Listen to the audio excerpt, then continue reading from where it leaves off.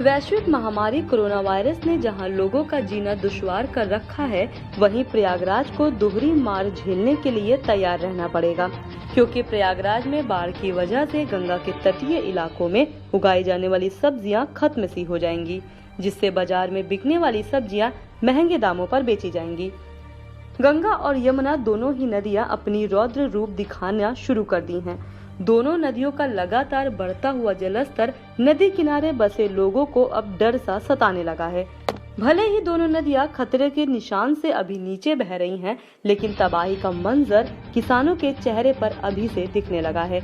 वहीं दूसरी तरफ धार्मिक लोग चाहते हैं कि जलस्तर और बढ़े, ताकि बंधवा स्थित लेटे हनुमान जी स्नान कर सके। गंगा के तटीय इलाकों में सब्जियों की खेती की जाती है, जिसमें से महत्वपूर्ण सब्जियां परवल, लौकी, नेनुआ उगाई जाती है, लेकिन नदियों के बढ़ते जलस्तर ने इन सभी सब्जियों पर संकट सा दिखने लगा है। जैसे जैसे नदी का जलस्तर बढ़ रहा है, सब्जियों की खेती को अपनी चपेट में लेता जा रहा है, जिससे कई बीघा की सब्जियां मौजूदा समय में बाढ़ में समाहित हो गई हैं। रोजी रोटी की तलाश में नदी के तटीय इलाकों में दूसरे प्रदेशों से किसान आकर किराए की जमीन लेकर सब्जियां उगाते हैं और इन्हीं सब्जियों को बेचकर पूरे साल अपने परिवार का खर्च चलाते हैं।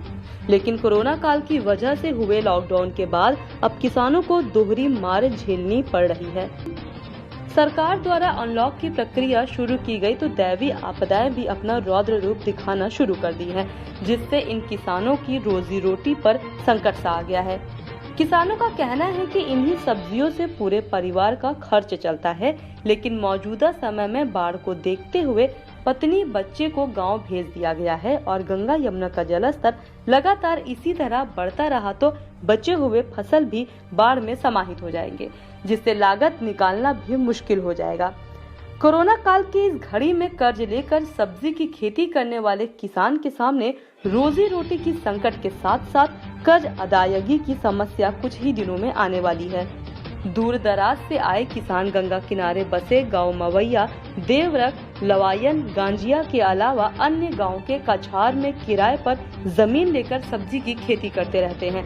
बाढ़ ने इनकी रोजी रोटी बर्बाद कर दिया है। सरकार आदेश के बावजूद अभी तक राजस्व विभाग की टीम इन गांव में नहीं पहुंची, जिससे कि नुकसान का सर्वे नहीं हो सका है। गंगा और यमुना के जलस्तरों में लगातार हो रही वृद्धि से सब्जी किसानों के लिए आफत बन गई है। सैकड़ों बीघा सब्जी की खेती बर्बाद हो गई है। किसानों के सामने लागत से लेकर कर्ज अदायगी तक की समस्या के साथ साथ रोजी रोटी का संकट भी सामने दिख रहा है। बलिया से आए हैं, बलिया से आए हैं। यहाँ पर फसल तो आधा डूब ही गया। 1-2 दिन में हो सकता है हम लोग चल ही जाएंगे यहाँ से। परिवार रखे थे यहाँ पे, उन लोग को पहले ही घर से यहाँ से भेज दिए घर पे। अब ज़्यादा नुकसान हो गया इस साल में, हम लोग का बहुत हो गया।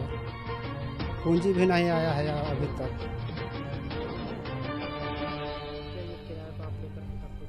हाँ, पूरा ये खेत पूरा लेकर करते हैं हम लोग। वो भी नहीं, उसका अभी तक नहीं आया है।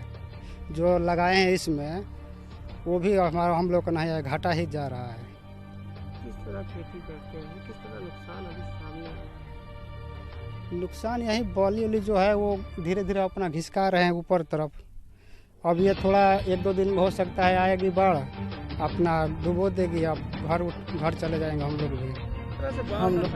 हम लोग बलिया से आए हैं। इस समय बहुत खतरा हो रहा है, पानी भी बढ़ रही है और बलि आस्ते आस्ते घसका रहे हैं। देख रहे हैं दिन रात एक किए हैं। हम लोग का वो कुछ मिल नहीं रहा है यहाँ पे। बस परेशानी में झेल रहे हैं। बाल बच्चा था घर पे जुमा दिए हैं। बाहर में हम लोग भी डूबने के तैयार हैं। कहाँ जाएंगे इस वक्त, कुछ कमाई नहीं हुआ है। अच्छा, कोरोना का संकट है और हाँ, कोरोना तो मार दिया, सब्जी उठा हुआ ही नहीं। किराए पर यहाँ मरई उरई लगा के बैठे हुए हैं, किराए पर जमीन लेके अपना लगाते हैं। 10 साल से यहीं पर रहते हैं हम लोग। नाम बता दीजिए। इसी से आप लोगों का खर्चा चलता है? हाँ, पेट इसी से चलता है। हम लोग खर्चा वर्चा इसी चलता है, देन लेन सब इसी चलता है। सब डूब जाएंगे तो वही अपना सोच में पड़े हैं। 1 साल से सोचे में पड़े हैं, अभी तक सोचे में पड़े हैं क्या करेंगे।